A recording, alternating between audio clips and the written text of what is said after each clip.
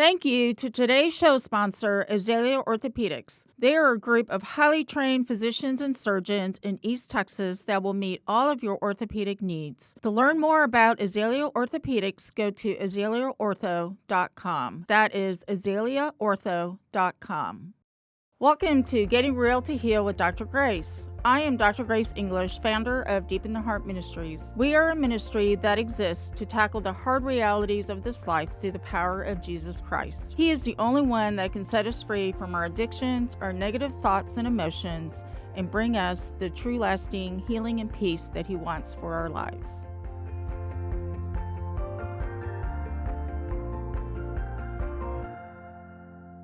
Welcome to Getting Real to Heal with Dr. Grace. Today's episode is about boundaries, limitations, and margins, and how these principles are going to better your life. As you know, most of us are busy, and I even thought that when my kids were grown and gone from the house that my life would slow down. Well, that is nothing further from the truth. Today, I am going to be interviewing my dear friend, Sherrie McCoy, and she once lived a very frantic life that I did and knew that she had to incorporate these principles into her life so that she could enjoy all the things that God had in store for her on a regular basis. Sherrie McCoy is a certified life coach, and she has facilitated many Bible study groups over the last 20 years. She is married to Tony McCoy for 38 years, and they have two grown daughters, Wendy and Andy. And they also have a precious grandson named Cade. Sherrie has learned that these principles have totally changed her life, and she is passionate about sharing these principles with us today. And so, welcome to the show, Sherrie. Hi, Grace. Thank you for having me. It is so great to have you. So, Sherrie, tell me a little bit about your family of origin. Okay. I grew up in a family in a home where there were no boundaries. We kind of lived in a hurry. I didn't really know why we lived in a hurry, and there wasn't boundaries. And there's two different kinds of boundaries. There's protecting boundaries, and there's defining boundaries. So we all just didn't know our places, and there was always a hurry and a frenzy. And so it made me very uncomfortable and probably a little anxious. Mm-hmm. And so I didn't like it. And I really didn't know the names for it or what it was, but that's how I grew up, and I didn't like it at all. Mm-hmm. So it was a hectic home life. Hectic, frenzy, rush, hurry, irritable. There was no grace. Right. There was no grace. Right. And so it kind of reminds me those days when the kids were very, very little, Sherrie, and, I hadn't had time with the Lord, and I'm letting my emotions, get to me. And, John would tell the kids all the time, if mama's not happy, nobody's going to be happy. And, so much as being moms, we create that environment for our children on how, we need to provide that those moments of grace and slowing down and not rushing here and there. And so the boundaries, it sounds like your family life of origin was definitely busy. And so tell me a little bit about when you became a mom. What was your life like when you first became a mom? So and I want to say back to my family of origin, there wasn't joy. There wasn't grace. There wasn't peace. Mm-hmm. It was always this unsettled. So that's all I knew. Mm-hmm. And so for a while, I probably didn't realize it. But then when the kids were infants, that probably wasn't it was some, but it got more and more as the kids got busy and had their own ideas and thoughts. But it was definitely a problem from the beginning because I was just repeating all I knew, and I knew nothing about boundaries or grace. Right. I had accepted Christ at 11 years old, but I didn't really understand grace because I had not seen it modeled. I had just not really grasped grace. Right. So you had not received a lot of grace in your life. No.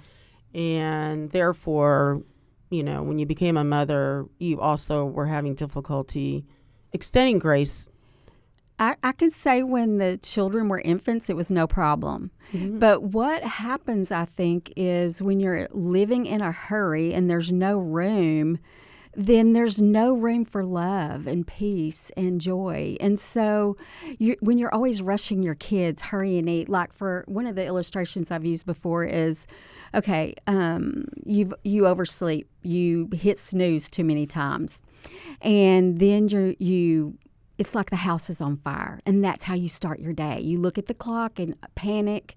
You Right. sling the covers over from the bed like the house is on fire, and then you go to wake up your children in that panic. Right.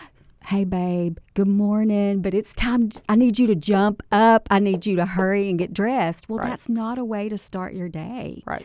And then, you're grabbing breakfast, you're putting it out on the table, and you're saying, I'm sorry, but I need you to hurry. I need you to eat. We're running late. I'm so sorry. Right. And so it's just this constant nagging. There's no room for, did you sleep well? None of those things. I had never experienced those things, and I didn't know that it was possible to give that. Right. And so then you rush them to the car, you're looking for shoes or whatever. You get in the car, you pull up to the school on 2 wheels, and you say, bye, babe, I love you, and I hope you have a good day. Mom's sorry we're running late. You need to go to the office and get a tardy slip. Well, that is a miserable way for your child's day to start. Your child's not happy. No. Right. But sometimes that's the only thing you know. And Right. so, but it's a miserable way to live. So you're really describing having margins. Yes. Because it sounds like you did not have any margins in your grown-up years. No, I didn't. And then in the early years with your children, you were doing things at the very last minute, trying to get to things on time, but never giving yourself that time.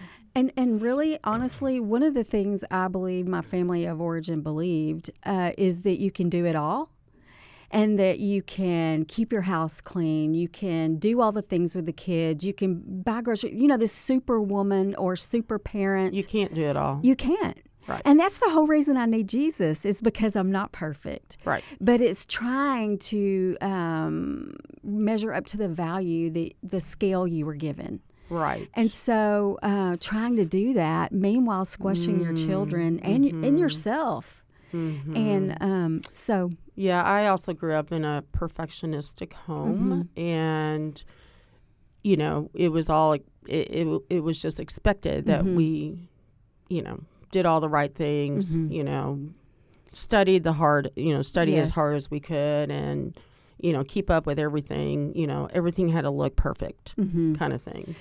Yeah, my family, I don't see them as that way, but there's probably some of that there. It was more like, don't inconvenience anyone.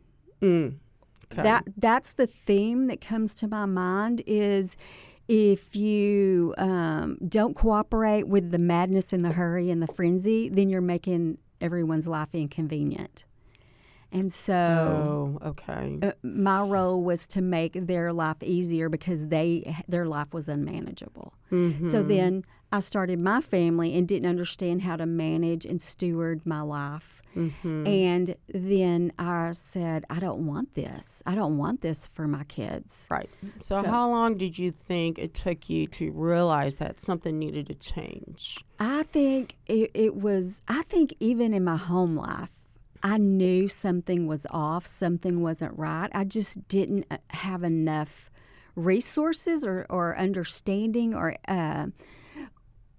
a much of a discipled life of Christ, because I think it was through being discipled and Bible study that I started learning some of these things, and then through incredibly great counseling, understanding that I am the manager of my life. And God gave me my life to steward and manage. And so if I'm managing it well, then everything goes better. Rather than, you see people that just jump in the river and let it carry them. It's kind of a victim mentality. Right. And as a child, I was a victim to that kind of lifestyle. But realizing that now I'm not a victim anymore, and I can take personal responsibility and change the way I do life, and then it makes my kids' life and family's life better. Oh, yeah, so much better. Yes, You yes. know, kind of yes. goes back, if mama's not happy, nobody's happy. Yeah. And so the Lord really impressed on your heart that, you know what, there's a better way of living. Mm-hmm. There is more joy that I want you to experience in the relationships and the experiences that I give you each day. Yes. And you have to make time for that. Yes. And so one example of margin, you know, as I was preparing to have this conversation with you, I was thinking in my life that one day I remember, Sherrie, many years ago, the Lord told me, he said, you know, Grace, I really wish you desired spending time with me as much as you desire to spend time with your girlfriends. And that really hit me to the heart. And I was like, because I wasn't spending time with him and I wasn't making that time. And in the Lord, you know, he's taught me through the years that if I don't start my day in the Word, in prayer, just talking to him and hearing from him, that my day pretty much is going to kind of go crazy. Yes. So, Yes. so having that margin, Yes. time for the Lord, and it's biblical too, because Yes. Jesus made time Yes. for always going off and praying with the Yes. Father. Yes. That is when he was strengthened. And that's why he had time and loved others well. Right, Yeah. right. I know. I think sometimes we get to thinking, or maybe I can't speak for everyone else, but for myself, that I just think of God as God and not the human part of Jesus. And he came and lived these principles. And I believe the Bible is from the beginning to the end, full of personal responsibility and biblical boundaries and principles. No, that is beautiful. I was sharing with John that, you know, we were going to be talking about this topic, and immediately he started telling me he thought there is a story in the Bible that talks about, you know, Jairus, the synagogue leader, who, you know, pleaded with Jesus, please come, and my daughter's dying. I need for you to come heal her. And there were tons of people there, so many crowds of people. And on the way to their house, a woman who had been bleeding for 12 years knew that if she just touched the hem of his cloak, that she would be healed. Yes. And Jesus, he knew instantly when that happened, Sherrie, that power left him, and he stopped. And he said, who is it that touched me? And his disciples were like, Jesus, nobody touched you. We're all touching you. You know, let's keep going. We got to get to this house. But then he slowed down. He said, no, somebody touched me. Yes. And he recognized, he talked to the woman who instantly was healed because she believed that he could heal her. Absolutely. And Jesus, he had that margin. He didn't dismiss it. No. He didn't acknowledge. I mean, he was so purposeful in that. And so. Intentional. Yes. And so that story just, I never knew. It was an example of margin. It's so good. That he gives us in his word. Absolutely. That's so good. And so the other thing, Sherrie, I want you to talk about a little bit is about limitations. What do you mean by limitations? Sometimes another word that I use instead of limitations is capacity. Okay. Okay. So I remember not knowing my capacity or limitations. And so, like growing up in the home where, you know, you just do it all, I thought that's just what I do. It doesn't matter if I can do it or not. I just suck it up and do it. It's exhausting. Yes. And so to learn what my strengths are and where my needs are and what I'm capable of and what I'm not. And it's being a relief that I am not supposed to be good at it all, and it's okay not to do it all. Right. And that's why I need Jesus. And so to me, capacity, to know my capacity, I have to know my needs so I know how much margin I need. And if I don't know my needs or my strengths and needs, then I'm not going to have enough margin or I'll allow too much. Right. So it's in knowing me, in my relationship with Christ is where I can know me so well. Right. And then I know how much margin I need. Right. And so it's a foundation. It builds on each other. Right. No, I really love what you said about we need to know ourselves. Yes. We need to be real about ourselves. Absolutely. So, you know, I had mentioned John, my husband, before earlier, but he's an extrovert. I am more of a ambivert, introvert. He could spend all day with people. But if I did that, I'd be spent. Yes. And so, you kind of have to know who you are. Yes, and be good with it. Right. And you start with the grace for yourself. I love this saying, one of my husband's favorite sayings, it's only because of the grace of God that I can stand the truth about myself. And so, Jesus is truth and grace together. You don't separate them. So because of his grace, I can know the truth about me, and then I know how to make allowances and what I could do. And as women, we have a tendency to compare, and that's really not what I do. But when I first moved to White House, God showed me this principle and showed me this. It's kind of like discipleship. So when I first moved here and I didn't know anyone, I met some ladies, and I'm like, I want what this particular lady has. I wasn't comparing, like beating myself up. I was thinking she has qualities and characters of Christ that I long to have in maturity. So I want to spend time with her so that I can learn how she's incorporated this into her life. Now, that might work for me. It might not. But to not compare and beat myself up, but to understand as women, as friends, as a community, we can love each other and have these conversations. Wow, I admire this about you.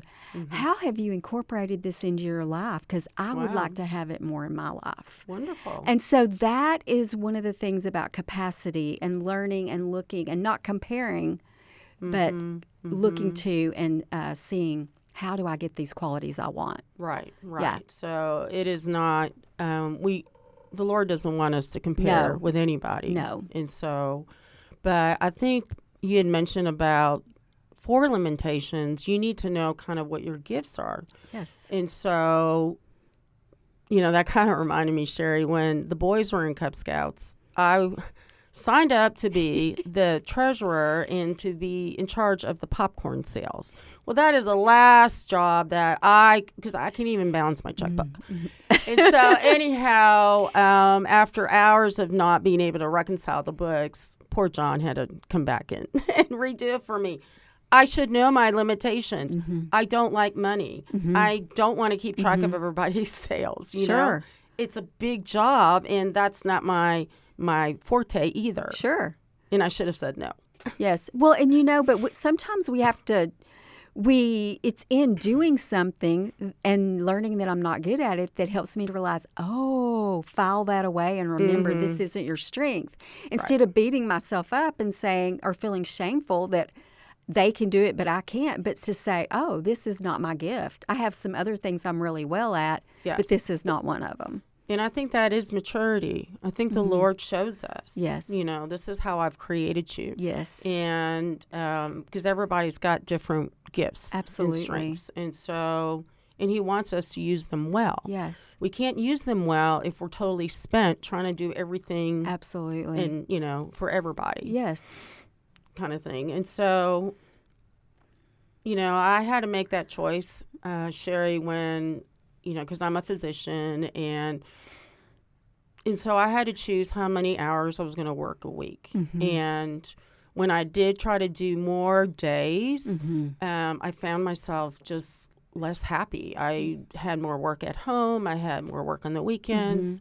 I didn't have the time for ministry. Right. And I just knew that, you know what, Lord, if you still want me to be a practicing physician, I need to manage my time while at work. And so I did have to make a decision to just cut down to 2 days a week. Yeah. And take care of the patients that he has given me. And Absolutely. It's been so much better. It's so awesome.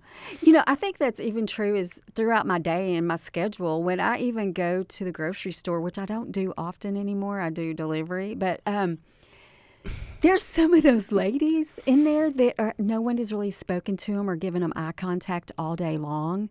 And that's my heart, is relationships and people. And so, when you're rushing to the grocery store and rushing home and rushing to pick up the kids, you don't have time for that eye contact and stopping to ask someone, how are you today? It's so good to see you.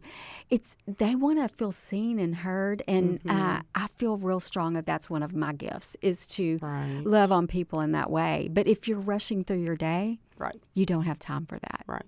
Yeah. And you and I have learned that just because you get through your to-do list doesn't Yes. mean that you've been successful in your day. Absolutely. Because there's always times when the Lord's going to put somebody in your path Right. that is going to need extra time from Right. you, and that He intentionally wanted you to stop Yes. and minister to, pray with, find out Yes. how they're doing. And so, Instead of rushing from place to place. right. Yeah. Right. And I have to tell you, I'm not good at that. I used to look around and beat myself up because when me and my husband would go out or whatever, he can just go and go and go. He's like the Energizer Bunny. He has so much energy. I do not. I love people and I love to go and do things, but I do not enjoy it, and it makes me irritable. And then I'm irritable to everyone the next day. Well, nobody else is responsible for that. I am. Right. And so for me to be loving and kind and surrender to those things, then I know what I need to make that happen. Right. Right. I don't know about you. I have found that as I get older, I need more time. I do too. Yes. So Yes. I don't want to admit that we're old, but Yes. anyhow, The fourth quarter. I'm in the fourth quarter. Yeah. So because it is. I think when I was diagnosed with cancer 2 years ago, Sherrie, I truly did learn that there is nothing truly urgent in our lives that cannot wait. And I spent many, many days just sitting on the couch, trying to get through chemo and all that. And my whole life just stopped. And I never imagined my life could actually stop and that the world would keep going on, Yeah. My patients would still be cared for and my Yes. family would still be loved. And so that forced rest really just helped me realize, you know what? This craziness in this world, there's nothing urgent in this life that So good. is so important that we have to, run ourselves down or run over other people to accomplish. Yes. And so I really So was, good, Grace. Yeah, I was really grateful for that forced Yes. time, Yes. and so Sherrie, I want to have you kind of dive into a little bit more about boundaries, because this is something that I know God has been teaching you for a long time. Sherrie has been one of my friends that I could talk to when we may not have talked maybe in months, but, I would be having this problem, and immediately the Lord would say, okay, you have to call Sherrie because she's got wisdom and discernment in this. And so boundaries is one of those things that the Lord really has taught you, Sherrie. And first of all, give me a definition of boundaries. Okay. And then how have you implemented that in your life? Okay, I'm going to read that because I don't want to ramble, because it's just a passionate thing for me. But my favorite description is by Henry Cloud, and he says that boundaries are anything that helps us differentiate you from someone else or shows you where to begin and end. The most basic boundary that defines you is your physical skin. Have you ever considered that your skin is a boundary? There are two kinds of boundaries: defining and protective. Defining boundaries include my feelings, my attitude, my beliefs, my behaviors, choices, values, limits, talents, thoughts, desires, and love. All of these are my personal responsibility. Protective boundaries. They are designed to guard your heart and your life from danger or trouble. There are times when you must protect your values, emotions, gifts, time, and energy from people and situations that may waste or injure them. And my favorite scripture for that is, guard your heart above all else, for it is the source of life. Proverbs 4:23. I love that. And so the boundaries, it is all about knowing who you are, knowing your strengths and your weaknesses, knowing who is somebody that you can be around so much. Yes. And this is something that people are usually surprised by. The God talks about what he loves, but he also talks about what he hates. And those are boundaries that define him. And so when we are really living our best life, we're letting the people in our life know the things we love and the things we hate. we have a tendency to stay away from the things we hate, but we know a lot about God by the things he hates. It defines his values. So I just think that's a great thing to think about and ponder on. No, that is wonderful. And so, yes, it's guarding your heart and what are the things that he wants us to most esteem in our lives, Yes. And so, and you had mentioned Jeremiah 5:22, that boundaries is something that he's created. And so, Jeremiah 5:22, I made the sand a boundary for the sea, an everlasting barrier it cannot cross. The waves may row, but they cannot prevail. They may roar, but they cannot cross it.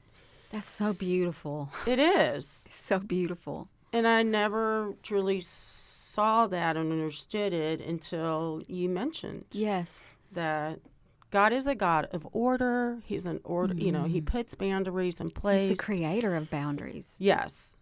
And it's to safeguard us. Yes. And it's to guard our hearts. And for us to define and to protect. Think about it. From the beginning of time, God used boundaries to separate the night and the day. He used boundaries to separate the earth and the water. I mean, it's amazing. From the beginning, each day he created something else. He had boundaries. He did something on day one. He did something on day two. So from the beginning of time, God created boundaries, and they belong to him. Right. And so that is amazing. And what I believe I have experienced is that the same is true for our families.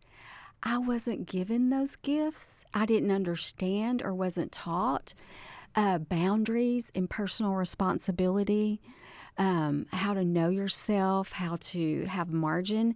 And so because I didn't begin with that, there was cracks in and so my foundation wasn't solid. And so it was through Christ and his redemption that I started learning those things and growing through Bible study, counseling, Christian counseling, and life experiences. And then eventually teaching it to your kids. Yes, absolutely. I think that he had started speaking to you. Yes. Well, My youngest. Definitely when Andy was Yes. still home. Yes, absolutely. She knows all too well. Yes, because Andy looks like she's very structured. She is. Very structured, not in a rush. Yes. So yes. I feel like you did have those years Yes. with her still. Yes.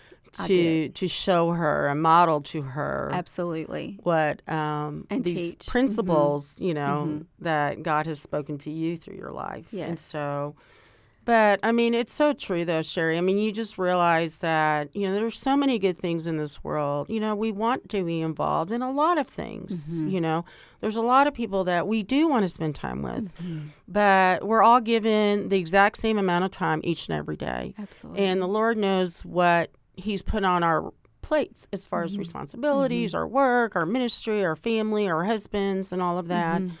And he knows how much we can handle. Absolutely. And he does want us to go to him when we are presented with an opportunity to be involved in something or to take on a project or see more patients or see that one more client, You always have to go back to God and say, Lord, can I handle this? Yes. And he's got a way of telling us. Absolutely. But if we don't ask him, Sherrie, I feel like I know I would just be running myself further crazy and run down. Yes.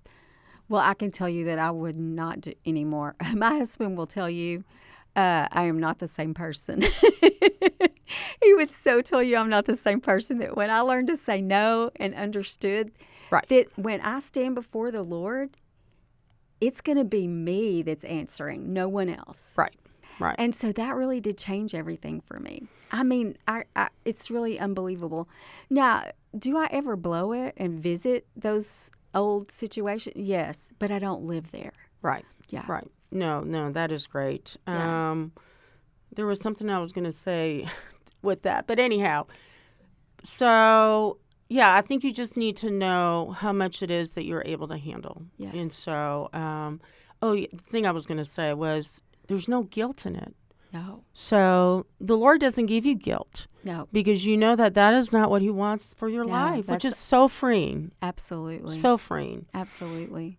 And so he does want us to be good managers of our time. Absolutely. He's all about stewardship. And so Matthew 11:28-30, Sherrie. Yes. This verse, I started memorizing scripture. John's been trying to get me to memorize scripture for years now, but God has really impressed on me that it's important. So, but it talks about, Jesus says, "Come to me, all you who are weary and heavy laden, and I will give you rest. Take my yoke upon you and learn from me, for I am gentle and humble in heart, and you will find rest for your souls. For my yoke is easy and my burden is light." And so I love this verse, and I have to admit that the only thing, when I first, would read this verse, I would remember, yoke is easy, burden is light. Okay, Lord, yoke is easy, burden is light. But I didn't hear the words of, please learn from me, for I am gentle and humble in heart, and I will give you rest. And he will give us rest for our souls. And so I'm like, oh my gosh, Lord, there's so much nuggets of wisdom here that you are teaching me in this. And I can tell you that I work with a lot of young ladies, and they often tell me how hurt they've been by the church and how hurt they've been by Christians. And one of the things that I can always go back to is they have worn someone else's yoke. Just like I left my home with heavy yokes, believing that I needed to do it all. They have taken on yokes. And as a child, I took those on. As an adult, I don't have to. Right. And I can start taking them off. Right. And coming to him and resting, because his yoke is light and free. Right. And so I think that's a huge part of this. What drives women and all people is that we have these yokes, these expectations that we've taken on from different places. And I don't think the Lord wants us to do that. He's talking about taking his yoke. Absolutely. And not his other yoke. people's That's yokes. right. I mean, Scripture is clear about we help carry each other's burdens. Absolutely. That means we pray, we can spend time with them, but we are not going to let their problems in life weigh us down. Absolutely. And if you remember, Jesus told the Pharisees, he said, you are requiring of people things that you don't even do. And so the Pharisees were putting yokes on that weren't Jesus's yoke. They were putting them on other people and weighing them down where they couldn't do life. It was too much. It was too heavy. And so, honestly, I've had to ask my family to forgive me because each of my kids and my spouse, years ago, I need you to forgive me. I've given you yokes that weren't his. Right. And they're heavy and they're burdensome and they cause us all to be tired and weary. Right. So that's something, when you do have a friend or a family member that is struggling with that, Yes. that is truth that you can speak to them. Yes. But it is up to them to go to the Lord. Absolutely. And ask him, help me to let down these yokes. Absolutely. That I can't carry. He's the Redeemer. Yeah. I can't carry these yokes. And so... And he says he'll give us his gentle and light yoke. Yes. In place of those. Right. Yes. And so... So, yeah, that verse is just one of the richest verses. Yes, There's so much I to agree. that. And so, but yeah, I've encountered, Sherrie, when I'm seeing patients who really are struggling with just life or anxiety, and they're just in a frantic mess and all that. There are times when I have felt like they wanted to project that onto me. Absolutely. And I have learned to say, you know what? I empathize with you, but, and these are the ways I can help you. But I can't. I feel like the Lord is like saying, you can't get sucked into their anxiety, their world. It's not going to be good for them. It's not going to be good for you. That's not what I'm asking for you to do. Yes. So I've learned to kind of put those barriers up. To detach. To detach, Yes. but also care and love for the patient, but not join them into their worries. Yes, absolutely. And so, yeah, he's taught me a lot through that. That's awesome. That's and awesome. So, and it's probably the same way with our kids. Absolutely. You know? Autonomy is very important. It's so. But yes, I mean, Sherrie, she's got 2 beautiful daughters, and Thank you, Grace. they're wise. But I've seen you parent them through the years of like, I'm going to tell you what the Lord's taught me and what I feel like I need to teach you, but it's still up to you What you do with to it. decide how you're going to use my advice. Yeah. And whatnot. Yeah. And so yeah, we're not there. We're not there to rescue our kids. Mm-mm. So, you provide that firm foundation. Yes. And thankfully, our kids are walking with the Lord, and they Yes. know Him. And they want to hear from Him. And so you have to trust that God is speaking to them and not try to micromanage their lives. I'm not their Holy Spirit. Right. Yeah. Exactly. And so... If God gives them a free will, who am I not to? Right. Yeah. Exactly. And I think if parents truly understood that, Sherrie, there would be so much less guilt and so much less fear and anxiety Yes. of how their child's going to turn out. Well, it's still their choice. Yeah. Right. I know. Yeah. I know. And so, but yeah, that is something I definitely learned just raising our 3 kids and letting them, fall on their face but just being there to Love and support. just love and support and pray. And like, this is not the end of your life. And, there's a new day. Yes.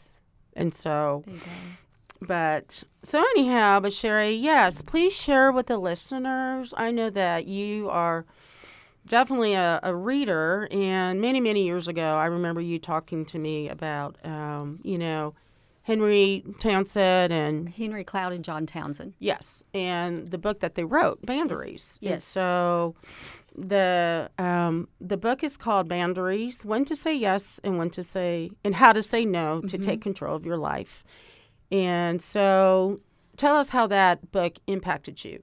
Well, it is very biblically based. A lot of people don't know that. And they even edited it so that it's not just in your face biblically, so that it reaches more people. But it's all based on biblical principles, and it breaks it down and it communicates it very well and how to practically put them in place. But they have many books. The Boundaries, Beyond Boundaries by John Townsend, because some people think, well, I'm doing this, but it's not helping, it's not working. Okay. Because there's lots of boundary-resistant people all around us. And then Boundaries Face to Face is really good. It's about conflict resolution and about having hard conversations. It really covers lots of things. And then Good Boundaries and Goodbye by Lisa Turkhurst is incredible. It's an incredible book. Yeah, well, I'll need to read it. Yeah, Proverbs 31 Ministries. Yes.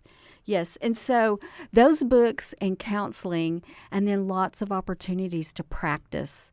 And to me, that's what you do when you're learning, is you start practicing what you're learning, because you're not going to get it perfect or right, but you just start practicing. Right. You just start practicing. Until it becomes an everyday part of life. Right. And then it's natural. Yes. And that when it's not done, then you're like, no, Yeah. got to go back.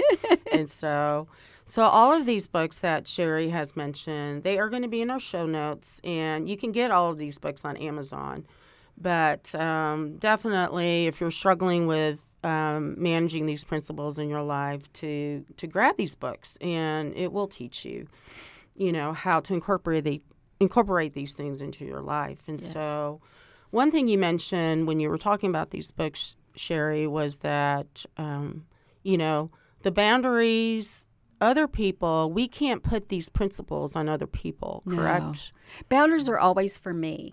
So I have to know myself. I have to make room in my life to put them in force. And then I decide what I'm going to participate in and what I'm not, whether it's someone's behavior, whether it's a relationship, whether it's my calendar, whatever it is. I get to decide what I'm going to do and how I'm going to respond. It's not about controlling the other person or walling someone out. So many people think that boundaries are about walls, but they're not. They're about a fence with a gate. Mm-hmm. And I'm the gatekeeper of my heart. And so God has called me to open and close my gate. Mm-hmm. And we'd like to sometimes just keep it open for everyone or close everyone out. Mm-hmm. But it's a daily opening and closing. Mm-hmm. And it's that practice that grows us. Right. Because when I was in counseling, I had to learn that I just swung my gates wide open and let everyone come in and never ask anyone to leave. And that's not healthy either. So that would be exhausting. Yes. I was young, and that's the only way I was able to do it for a long time. Right. And these principles, I mean, there's no guilt with it. No, there's freedom. Yeah, there's because freedom. It's really the best way to love someone. I have those gates to protect my heart, because when I am called to love you the way He's loved me, and I can't do that if I'm fussy, irritable, and overworked, or don't have enough time in my schedule. Right. Because you've not managed your time well and said no to things that should have, Or I'm trying to do too many things, or... Right. Yeah. It is hard because, as a mom and as a wife, you feel like you have to do everything, Yes. for whoever. For a lot of people. Yeah. For a lot of people. When you start a family. Right. And so it is a struggle. It Yeah. is definitely a struggle. And so, but I don't know, those tender moments, that I remember, when all the kids were still in the car and, you were driving them to all 3 different schools, in our case and stuff. And I really enjoyed that time in the car with them because I knew that was a sacred time, that I wouldn't have that time, Yes. And so, and I believe that right now you're picking up your grandson. Yes. And, Once a week. you're Yes. doing the same thing. Yes, and so that's the changes in my life. And our oldest children, God bless them, because they're the guinea pigs. They're the ones that you learn you're blowing it and you're doing it wrong. And but as you grow and then you have other children, you've learned from the first one. But poor Wendy, I was usually late to pick her up from school, running late because I had too many things going on, too much to do, and I was distracted. And then with Andy, I would get to school probably 15 or 20 minutes early. I kept my Bible study in the car. And instead of picking her up, being preoccupied and so much on my mind, I had a few minutes to realize what I had gotten done through the day, what needed to be done, and just a few minutes to gather my thoughts so I could be fully present, so that when she got in the car, I could hear. Because, there's times, I can remember times when I'd pick Andy up and I'd get to the red light and she's talking my head off, about whatever's going on. And I would say, "Hey, babe, I'm sorry. My mind was somewhere else. I was thinking about what I just finished doing. Could you repeat that?